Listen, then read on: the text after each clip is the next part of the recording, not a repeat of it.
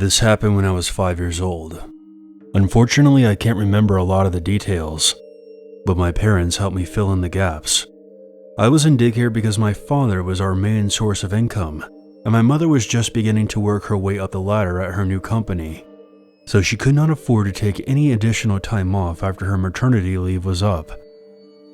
My grandmother would have to take care of me during the day when I was a baby, but my parents wanted me to socialize, so they found a local daycare.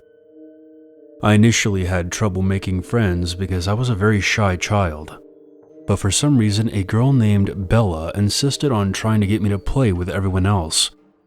She managed to break down my walls, and we became best buddies. We remain close friends to this day. She was the most outgoing kid in our group, so she was friends with all the other children. One kid in particular, named Jackson, was always fighting for her attention. I was never fond of him. We argued a lot. The daycare teachers would often have to separate us. One day, Jackson and I were in a particularly bad fight, and our parents had to be called. Jackson's father showed up to take him home. I can vividly remember the moment he walked in. He was a tall man, probably around 6'3", and I can't exactly describe it, but he just looked off.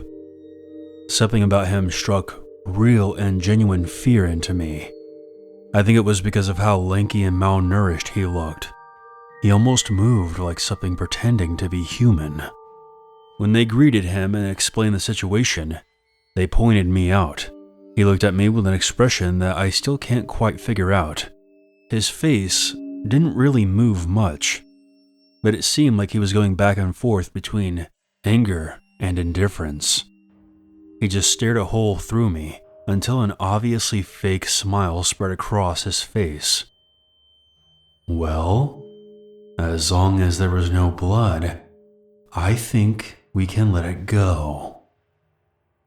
His deep voice and his slow, drawn-out speech gave me the chills. He waved goodbye to me as he left with Jackson. After that day, he was always the one to drop Jackson off in the morning and pick him up in the afternoon. As if the first time I encountered him wasn't terrifying enough for me, each time he saw me, he would always have that stupid smile on his face and gave me a wave. About a month later, Bella's birthday was coming up, and her parents sent invitations with her to the daycare. Her family was particularly well off, so they threw her a big party in the yard behind their house. This will matter later on, but Bella's house had a patch of forest behind it. For some reason, their fence only covered the sides of the yard, so the tree line sort of served as a boundary for how far we could go. Seeing as we were all still quite young, all of our parents came with us. I had a great time for the first 15 minutes until Jackson and his father showed up. It was almost like he had some kind of built-in radar, because he found me and locked his eyes on me within seconds of arriving. I spent most of the time after that in the inflatable bounce houses Bella's parents had set up, but eventually I had to go inside to use the bathroom. Bella's mom led me down the hall to the guest bathroom. For some reason, this door didn't have a lock. While I was finishing up and getting ready to wash my hands, I heard the back door open. After the door closed, footsteps began to move down the hallway.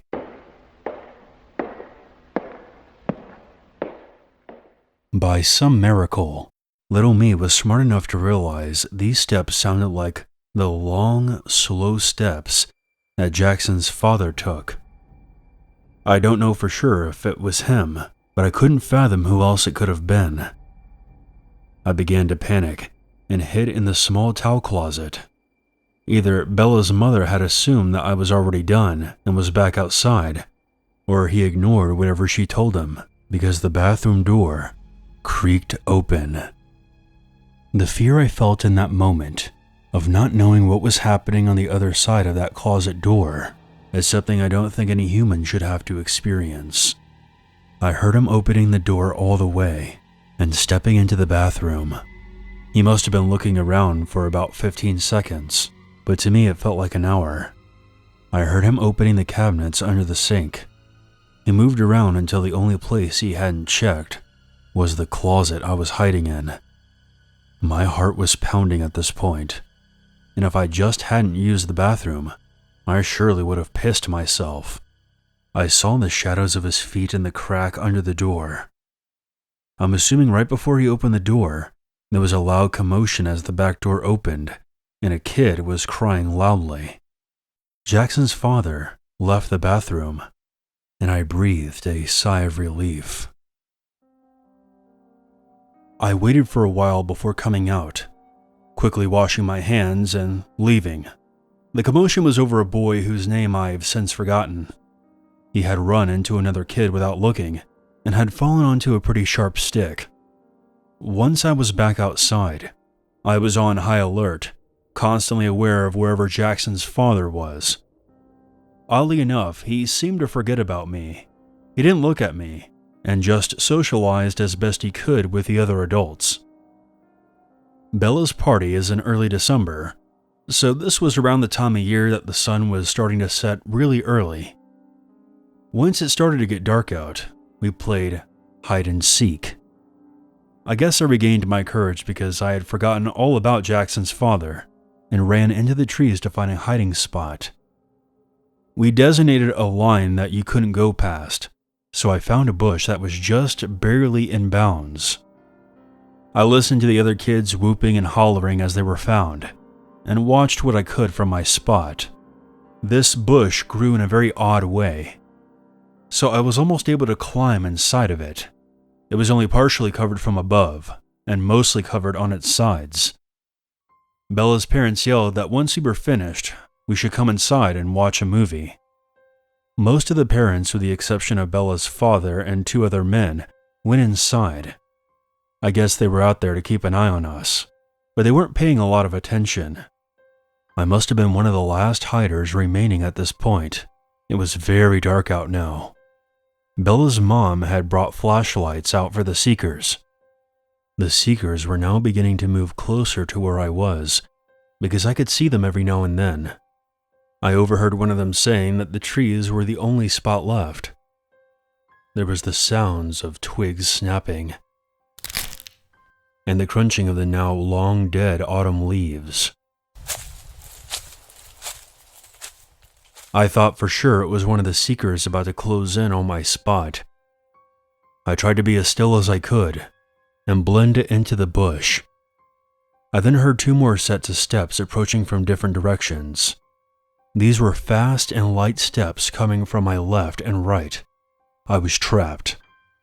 They had formed a triangle around me and were unknowingly about to surround me.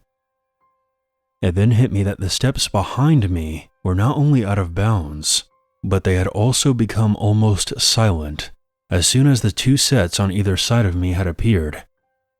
I had just assumed they didn't realize they were out of bounds. Just then, through the bush, I could see one of the seekers in front of me. I then looked behind me, but it was too dark to see anything. Just when I was about to turn around, there was a sound off to my right. Something had hit the ground. The seekers darted off in that direction, chasing what they probably thought was a hider moving in response to their position. I watched them go, and then looked over my shoulder to see what the seeker behind me would do. Quiet steps began moving in my direction. They were sort of circling me, seemingly always positioning a tree between themselves and me. I could hear them moving in, but I couldn't see anything. Something about the rhythm of these steps was off. I noticed that they were slow and deliberate. It was like they were making it a point to be very quiet. I looked over my right shoulder and thought I saw movement by a big tree about 15 feet away from me. From that vantage point, that person would have had a clear view of me. Just then, it occurred to me that the movement I saw was someone moving behind that tree. That's when it occurred to me that it could have been an adult hiding. But there were no adults playing with us at the start. So did they join in later on? I heard the seekers moving around and started to take an inventory of all the adults.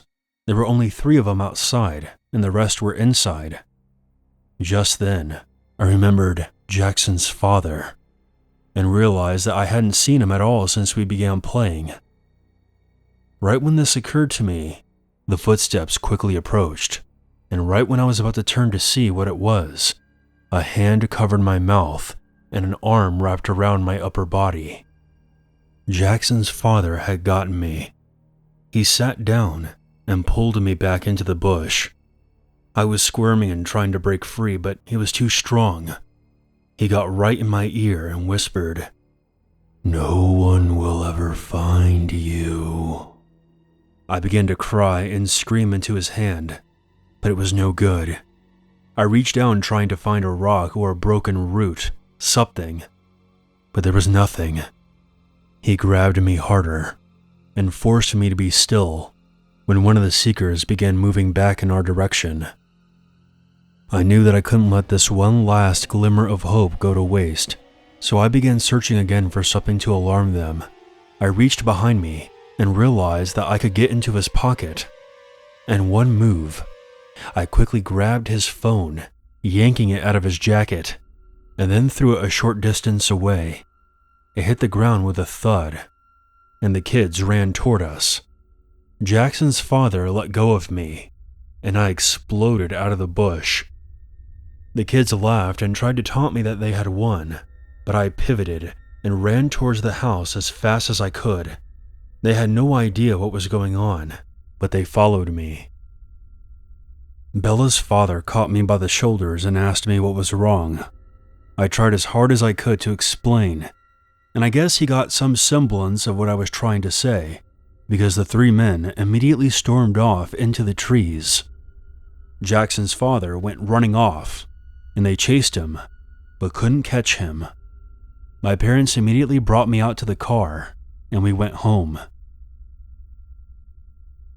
That night I had a lot of trouble sleeping, as I thought every sound in shadow was Jackson's father. I was listening to the passing cars in our neighborhood. Eventually I heard a car stopping just outside of our house. I only heard one of the car's doors closing, so perhaps it was the teenage boy that lived across the street. There was silence for a while, until a sound at our side gate startled me. We have gates on either side of our house, which access the backyard. I thought maybe it wasn't the gate. I bet our neighbor's dog is jumping on the fence to try to figure out what my neighbor was doing out there. But then I heard footsteps quietly approaching my window. My blinds cover most of the window, but there's a small gap at the bottom that they don't quite reach. The sun peeking through always woke me up in the mornings. I was too scared to look. There was silence for a moment, and then there were fidgeting sounds. All of a sudden, the window was forced open. Something pushed through the blinds and onto my floor. A horrific, tall shadow figure unfolded itself and stood over me. The scream that erupted from my mouth was unlike any sound I have ever produced.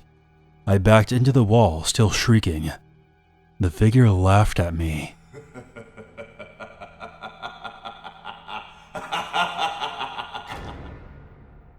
I reached out on both sides of me almost as if I was trying to melt into the wall, when I felt something with my left hand. Earlier that night I had been so scared that I got out my wooden baseball bat that my dad had given to me and placed it in the crack between the bed and the wall. My dad was a semi-pro baseball player, so my childhood room was fully baseball themed. I grabbed the bat and swung it at shoulder level, which happened to be even with the figure's crotch. Suddenly, that deep, bone-chilling laugh turned into a bellow of agony as the figure collapsed onto my floor. My dad practically broke down the door and turned on the light to take in the scene. There I was sitting on my bed with a baseball bat, while Jackson's disgusting creature of a father was lying on my floor, clutching my first 2 home runs. My dad got me off the bed and out of the room. My mom then took me down the hall and into their bedroom, locking the door.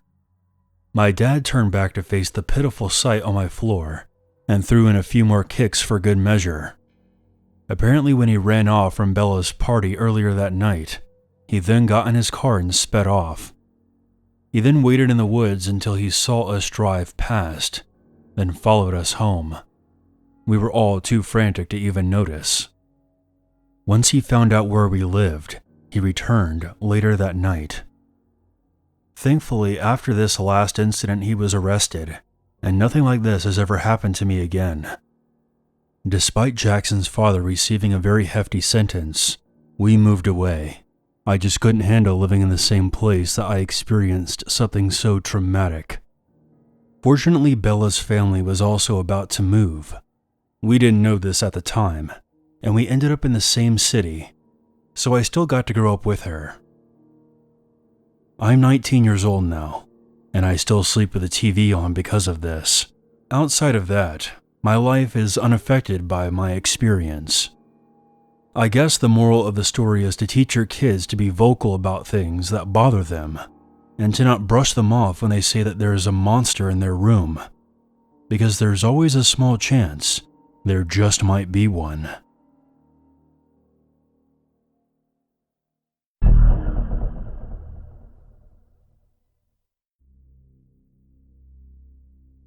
I used to work at a daycare, from the mornings until 3 p.m.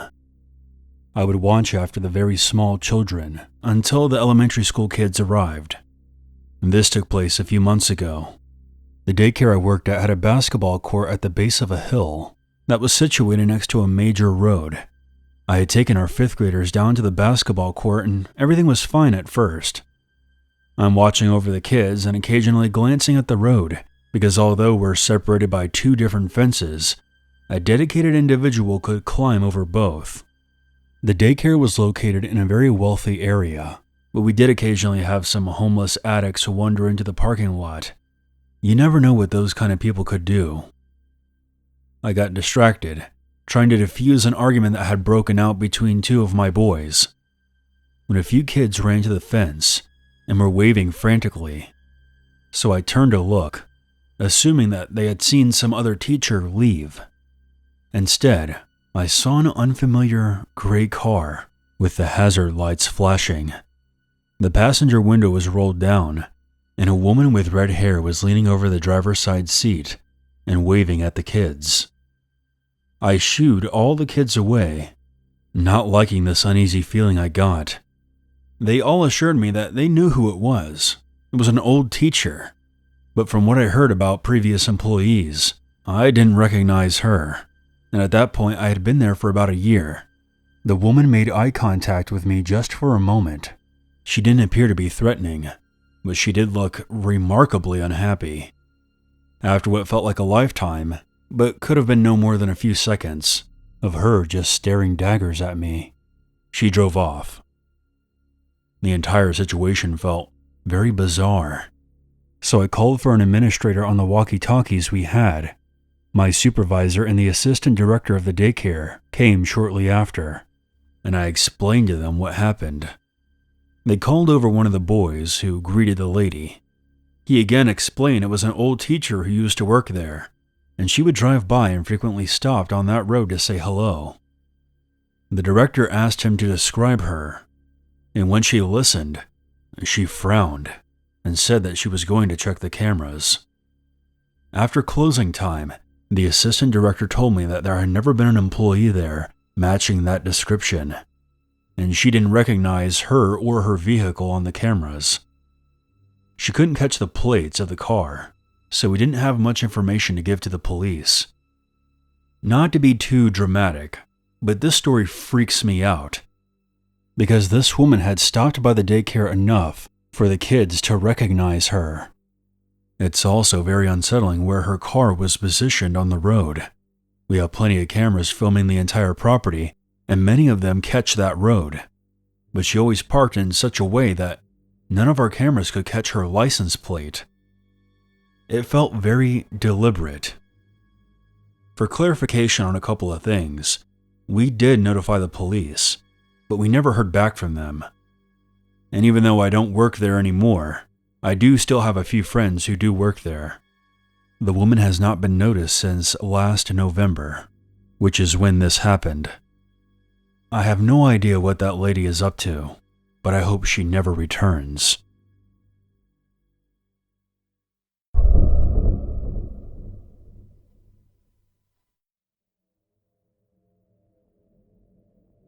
I grew up in Central Florida as a child of divorce.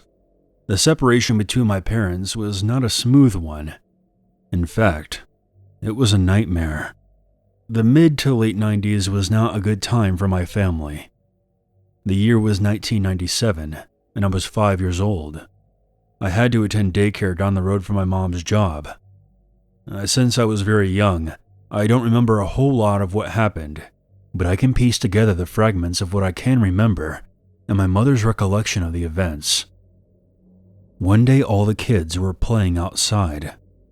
I had this very faint memory of running around the yard, playing tag with the other kids. I found myself running toward a wooden bench before blacking out. I woke up in a room inside of the daycare sometime later. I could hear my mom talking to someone in the hallway outside. She was very upset, borderline hysterical. I remember that she would sometimes talk this way with my father, and I knew that she would take this tone because something bad had happened. I tried calling for her when I realized that I couldn't speak properly. There was one of those tall mirrors in the room.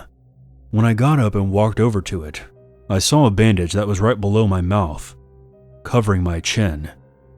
My 5-year-old self couldn't quite put two and two together. In other words, I don't remember getting a boo-boo. So, I removed the bandage and was absolutely traumatized to see my bottom lip literally hanging off of my face, exposing the bottom row of my teeth. Everything is a blur beyond this point, but I had to get 2 separate surgeries to repair my lower lip, which the daycare foot the bill for. To this very day, there's a tiny scar on the inside of my lip. As a father now myself, I cannot imagine what my poor mom went through that day. She was already dealing with a bunch of other problems at the time, and then had to come to a daycare center to see her son had literally busted his lip open.